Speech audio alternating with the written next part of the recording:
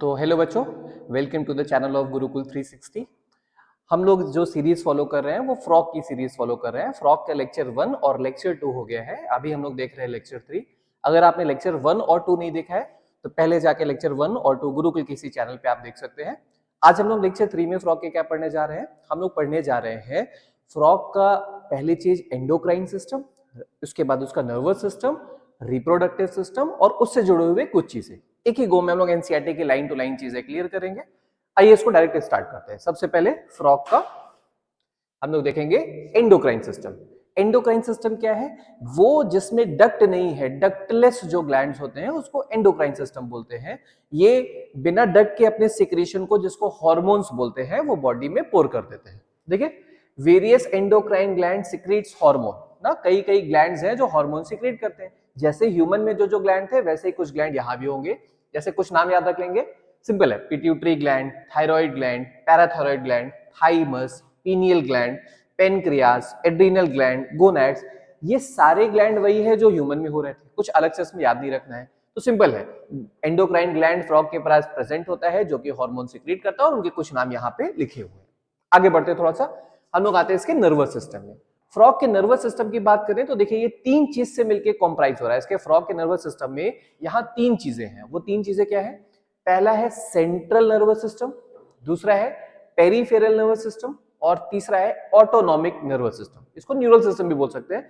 तो central neural system, peripheral neural system, autonomic neural system, ये तीन तरह के सिस्टम है नर्वस सिस्टम में। किसके? फ्रॉग की। ये पहली चीज क्लियर है।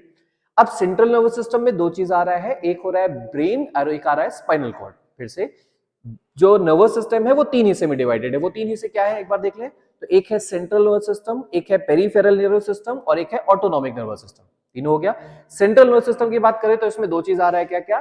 Brain and spinal cord. Second पे आ जाते हैं। पेरिफेरल न्यूरल सिस्टम की बात करें तो पेरिफेरल न्यूरल सिस्टम में क्या आ रहा है? क्रेनियल एंड स्पाइनल नर्व्स आ रही है।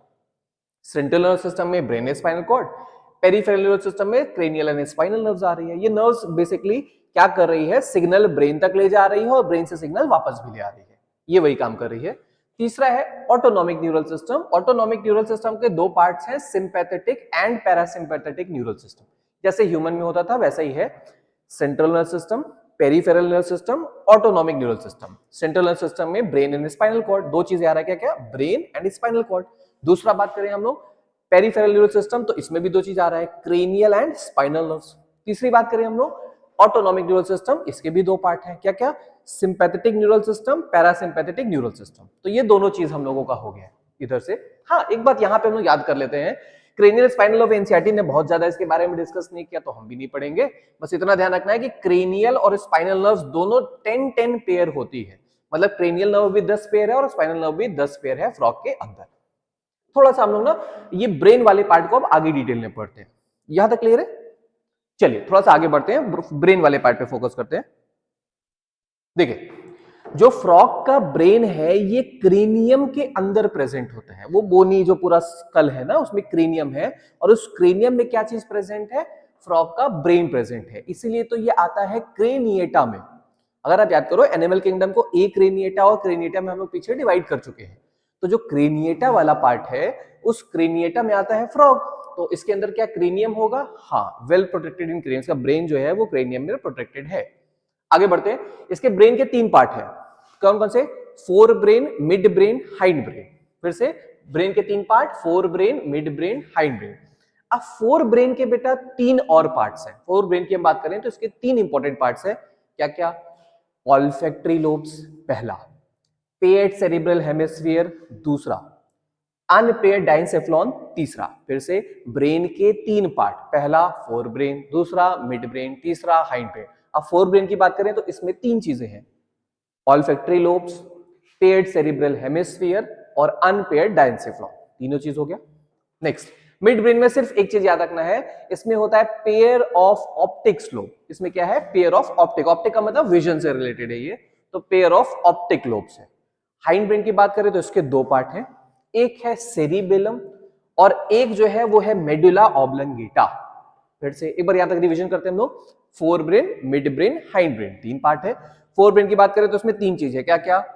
Olfactory lobes, paired cerebral hemisphere, unpaired diencephalon. Mid brain की बात करें तो पेयर ऑफ ऑप्टिक लोब है, और हाइंड ब्रेन की बात करें तो सेरिबेलम एंड मेडुला ऑब्लंगेटा है। मेडुला ऑब्लंगेटा की बात करें तो मेडुला ऑब्लंगेटा पास करता है through foramen magnum. Medulla oblongata से पास होता है फोरामेन मैग्नम। ये एक ओपनिंग है स्कल में। फोरामेन मैग्नम क्या है? ये फोरामेन मैग्नम है, ओपनिंग इन द स्कल। इसी ओपनिंग ऑन द स्कल से वो जुड़ा होता है किससे? स्पाइनल कॉर्ड से। मेडुला ऑब्लंगेटा स्पाइनल कॉर्ड से अगर जुड़ा है तो जुड़ा है फोरामेन मैग्नम के थ्रू, जो कि स्कल में एक ओपनिंग है। फिर से मेडुला ऑब्लंगेटा स्पाइनल कॉर्ड से किससे जुड़ा हुआ है? ये जुड़ा हुआ है फोरामेन मैग्नम से, जो कि एक ओपनिंग है कहां पे? स्कल के अंदर। और ये स्पाइनल कॉर्ड किसके अंदर रन करेगा? Vertebral column. ये स्पाइनल कॉर्ड पूरा अंदर रन करता है वर्टिब्रल कॉलम के। तो ये पार्ट हो गया fore brain, mid brain, hind brain का। इसके अंदर कुछ फ्रॉग के अंदर कुछ सेंसरी ऑर्गन्स भी होते हैं। वो सेंसरी ऑर्गन्स की बात करें तो क्या क्या? जैसे सेंसरी पैपिले, एक चीज है इसका नाम क्या है? सेंसरी पैपिले, ये होता है। दूसरा इसके अंदर होता है नेसल एपिथेलियम। तीसरा क्या चीज है? टेस्ट बड्स होता है। चौथे की बात करें सिंपल आईज होती है। सिंपल आईज का मतलब है कि वो छोटी छोटी यूनिट से मिलकर नहीं बनी है, एक ही है और एक ही है, मतलब दो आईज है इसकी और दोनों क्या है? एक यूनिट है पूरा। छोटे छोटे कंपार्टमेंट से मिलकर नहीं बना। अगर छोटा छोटा कंपार्टमेंट है, हेक्सागोनल छोटा छोटा कंपार्टमेंट आ जाए तो वो आ जाता है कंपाउंड आईज में। इसके अंदर सिंपल आईज है। आगे बढ़ते हैं। ईयर जो है इसमें वो कौन रिप्रेजेंट करता है? टिम्पैनम। टिम्पैनम इंटरनल ईयर का पार्ट होता है, वो इसका ईयर रिप्रेजेंट करता है। अच्छा, सेंसरी पैपिले किसके लिए होता है? For touch. नेसल एपिथेलियम किसके लिए होगा? ये होगा फॉर स्मेल। टेस्ट बड की बात करें, टेस्ट बड किसके लिए होगा? फॉर टेस्ट, नाम ही बता रहा है। सिंपल आईज, आंखें किसके लिए होती है? विजन के लिए, तो ये भी विजन के लिए। एकदम इजी इजी चल रहा है। टिम्पैनम, टिम्पैनम ध्यान रखेंगे हियरिंग में तो हेल्प कर रहा है, इंटरनल ईयर है, हियरिंग में भी तो हेल्प कर रहा है, लेकिन साथ साथ एक इंपॉर्टेंट चीज ये भी याद रखेंगे कि ये बैलेंसिंग में भी हेल्प करता है। इंपॉर्टेंट है, किसमें हेल्प करेगा? बैलेंसिंग में भी हेल्प करेगा। अच्छा, ध्यान रखेंगे बैलेंसिंग का मतलब ये इक्विलिब्रियम में हेल्प कर रहा है। ठीक है, आगे एक चीज और याद रखेंगे कि ये जो पहले तीन है, सेंसरी पैपिली, ये वाला पहला, दूसरा नेसल एपिथेलियम और तीसरा टेस्ट बड, ये पहले के तीन जो होते हैं ये एक्चुअली में सेलुलर एग्रीगेशंस है। किसके अराउंड? नर्व एंडिंग के अराउंड। नर्व एंडिंग के अराउंड छोटी छोटी सेल्स इकट्ठा हो गई है, इकट्ठा होके ये सब कुछ सेंसरी ऑर्गन्स बना ले रही, पहले के तीन। अच्छा, बाद के दो की बात करें, मतलब सिंपल आइज और टिम्पैनम, अब ये सिंपल सेलुलर एग्रीगेशंस नहीं है, ये वेल डेवलप्ड होते हैं, ध्यान रखेंगे। इधर वाला तो सिंपल सेलुलर एग्रीगेशंस था, बहुत अच्छे से डेवलप नहीं था, लेकिन इधर वाला वेल डेवलप्ड होता है, मतलब सिंपल आइज और टिम्पैनम वेल डेवलप्ड है। ये जो बैलेंसिंग है इसको ध्यान रखें, इक्विलिब्रियम में हेल्प करता है। एक चीज और, सिंपल आई जो विजन के लिए है वो कैसी होती है? पेयर्ड होती है ना, दो आंखें होती है, और ये सिचुएटेड होती है स्कल में। स्कल में एक ऑर्बिट करके, स्कल में जो डिप्रेशन है उसको ऑर्बिट बोलते हैं, उस ऑर्बिट के अंदर आंखें प्रेजेंट होती है, आईज प्रेजेंट होती है। आई थिंक ये वाला पार्ट भी क्लियर अपना। तो हम लोगों ने फ्रॉग का ब्रेन वाला पार्ट कर लिया है ना। ब्रेन के बाद थोड़ा सा आगे चलते हैं फ्रॉग में। नेक्स्ट देखते हैं रिप्रोडक्टिव सिस्टम। अच्छा, फ्रॉग में male reproductive system, female reproductive system, दोनों हम लोग देखेंगे। कुछ लाइंस है यहाँ पे जो एनसीईआरटी की लाइंस है वो यहाँ लिखी गई है। इसके नेक्स्ट वाले स्लाइड में हमने क्या किया है, एक डायग्राम रखा है एनसीईआरटी का और उसमें एक समरी के फॉर्म में समझा दिया है। तो पहले इस लाइन को देख लेते हैं और फिर उस डायग्राम को देख लेते हैं। पहला लाइन क्या है? मेल रिप्रोडक्टिव सिस्टम की बात करें तो इसमें येलोइश ओवल टेस्टिस है जो कि जुड़ी होती है, फाउंड अडेयर्ड, जुड़ी होती है अपर पार्ट ऑफ किडनी से, और किसके थ्रू जुड़ी होती है? Bye fold of peritoneum. ये फोल्ड ऑफ पेरिटोनियम से जुड़ी हुई है। फिर से, तो येलोइश ओवल टेस्टिस है, ठीक। ये येलोइश ओवल टेस्टिस की बात करें तो ये अपर पार्ट ऑफ किडनी से जुड़ी हुई है, और किसके थ्रू जुड़ी हुई है? ध्यान रखेंगे, पेरिटोनियम के थ्रू। पेरिटोनियम को मेसोर्चियम भी बोलते हैं, इसके थ्रू ये जुड़ी हुई है। पहला इंपॉर्टेंट चीज मिल गया। आगे अगर बढ़े तो इसके पास वासा एफरेंशिया होता है। ये जो वासा एफरेंशिया है इसका नंबर 10 से 12 होता है, 10 से 12 वासा एफरेंशिया होता है जो टेस्टिस से अराइज करेगा और किडनी के अंदर एंटर करता है अपने वाले साइड पे और ओपन्स थ्रू मिडल कैनाल। वासा एफरेंशिया किडनी में एंटर करेगा, दो वासा एफरेंशिया है, ये आएंगे और किस में ओपन करेंगे? किडनी में ओपन करेंगे, और किडनी में ओपन होने के बाद ये किस में ओपन हो जाएंगे? बिडल्स कैनाल में ओपन हो जाएंगे। ये बहुत अच्छा सा अभी नेक्स्ट वाली स्लाइड में क्लियर हो जाएगा। इसके अलावा आगे पढ़ेंगे, ये जो बिडर कैनाल है ये कम्युनिकेट करता है, मतलब ये जुड़ता है किससे? यूरोजेनाइटल ट्रैक्ट से। ये जुड़ जाता है किससे? यूरोजेनाइटल ट्रैक्ट से जुड़ जाता है, और फिर किडनी से बाहर आता है इनटू क्लोएका। ठीक है, ये फिर से सबसे पहले टेस्टिस था, टेस्टिस के बाद क्या आ गया? टेस्टिस जुड़ा है किससे? पेरिटोनियम मेसोर्चियम से जुड़ा हुआ है किडनी से, ठीक। अब इसके बाद ये कहां पे आ गया, वासा एफरेंशिया में, जो 10 से 12 है। वासा एफरेंशिया से ये निकलता है और कहां पहुंच जाता है, बिडर्स कैनाल पे। वासा एफरेंशिया के बाद क्या आता है, बिडर कैनाल। बिडर कैनाल के बाद ये क्या आ जाता है, यूरोजेनिटल ट्रैक्ट। यूरोजेनिटल ट्रैक्ट फिर ओपन होता है किसमें, क्लोएका में। और क्लोएका की बात करें तो एक मीडियन चेंबर है, एक छोटा सा बीच में चेंबर है, जो फीकल मैटर भी पास करेगा, जो यूरिन भी पास करेगा और स्पर्म भी पास करेगा। तीनों चीज पास करेगा, fetal matter, urine and sperm, ये तीनों चीज ये पास कर देता है, ठीक। कहां पास कर देता है, एक्सटीरियर फ्रॉग की बॉडी से बाहर। तो अच्छा इसको डायग्राम से देखते हैं, ये जो पूरी लाइंस लिखी है ना, इसको अगर हम लोग डायग्राम से देखें, आगे बढ़ते हैं। ये देखिए, ये डायग्राम एनसीईआरटी का है और ये डायग्राम बहुत सारी चीजें क्लियर कर देगा।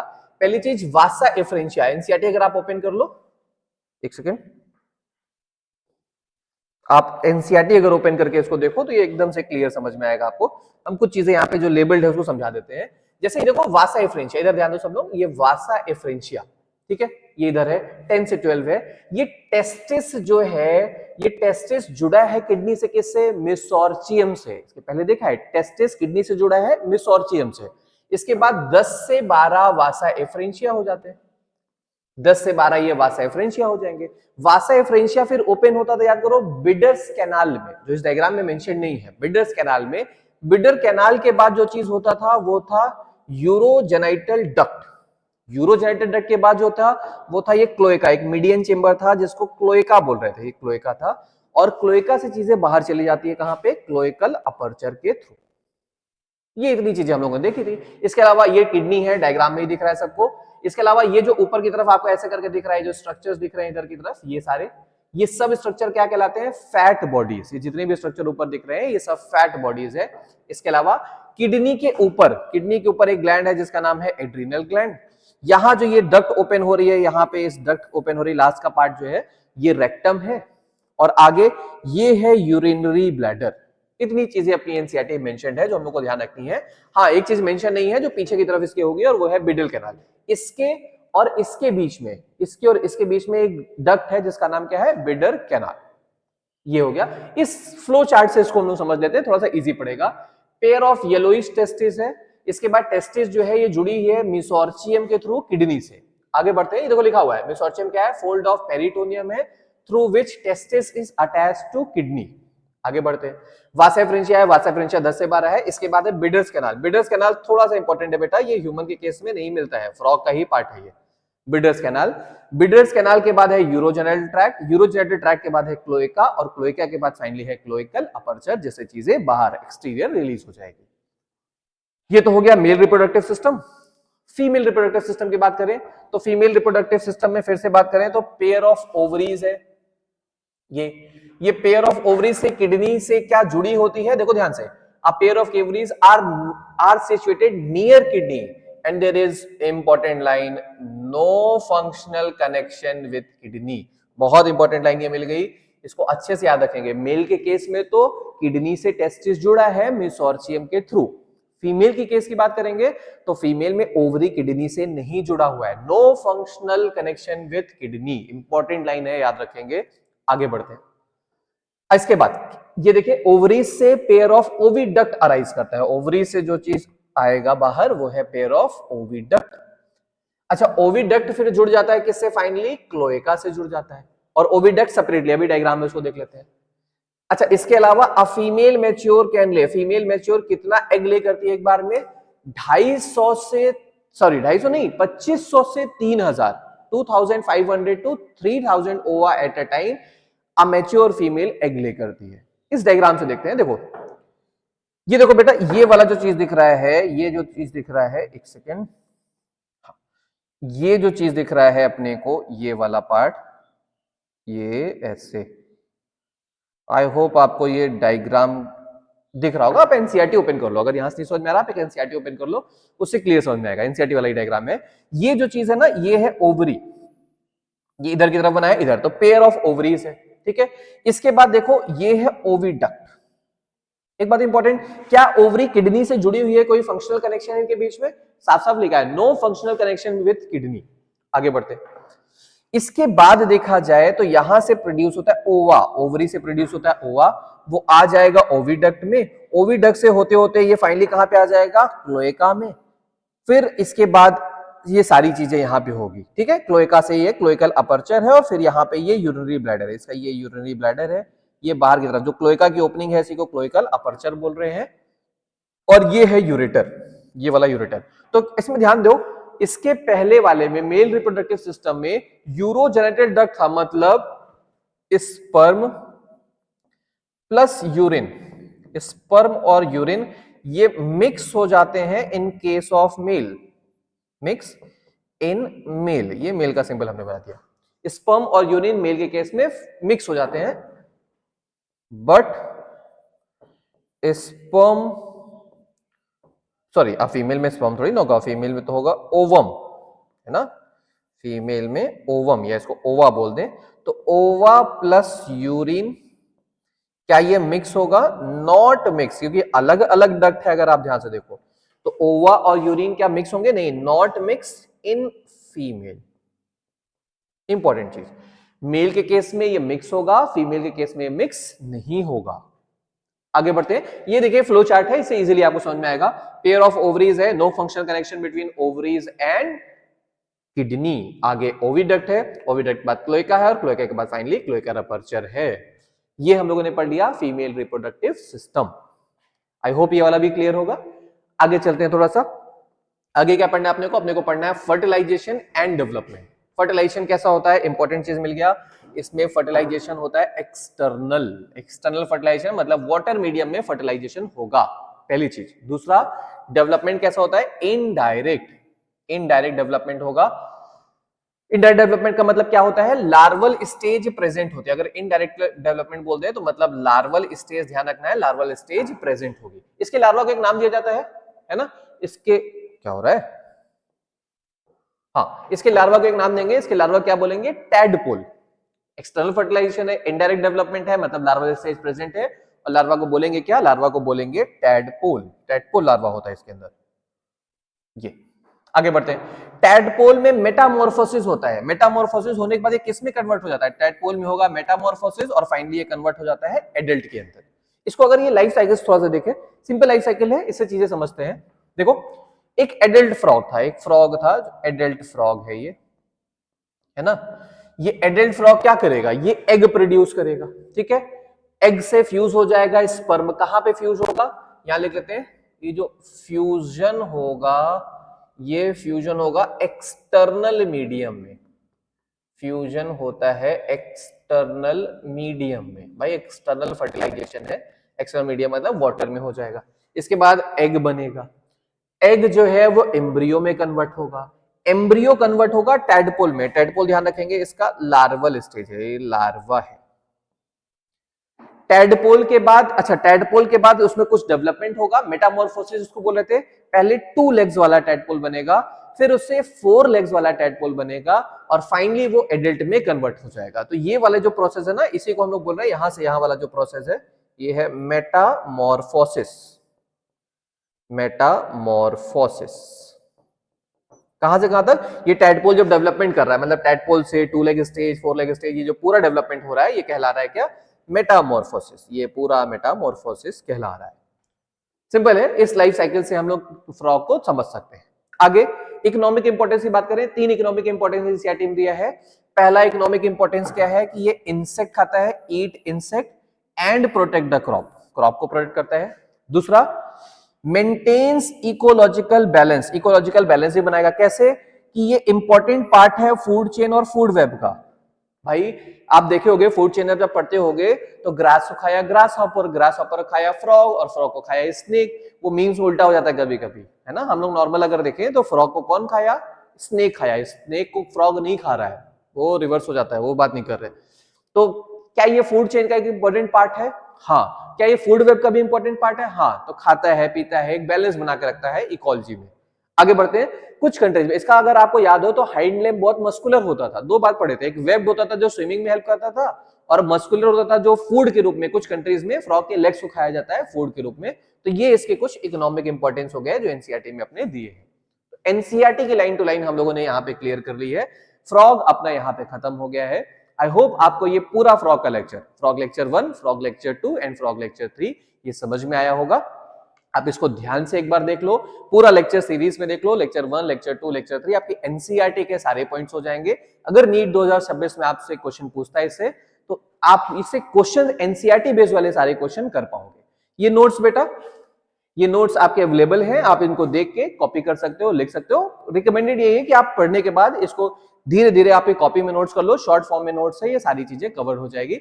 ऐसा नोट्स बहुत सारे कोचिंग के मॉड्यूल्स में भी दिया है, सेम वैसा ही कुछ है, एनसीईआरटी से ही देख के बनाया गया है। तो वो मेड इजी वाला जो नोट होता है उससे भी बहुत सारी चीजें इसमें मैच कर रही है, एनसीईआरटी की भी बहुत सारी चीजें मैच कर रही है, तो आप इसको देख के इजिली कर सकते हो। ठीक है, अच्छा नेक्स्ट, ये तो लेक्चर हम लोगों का फ्रॉग का खत्म हो गया। अब हम लोग क्या करेंगे, कॉकरोच। नेक्स्ट लेक्चर्स में हम लोग कॉकरोच को line to line NCERT cover करेंगे और कॉकरोच पूरा खत्म करेंगे। फ्रॉग और कॉकरोच दो इंपॉर्टेंट पार्ट है, इनको पूरा हम लोग लाइन टू लाइन एनसीईआरटी से कवर करेंगे। Thank you class.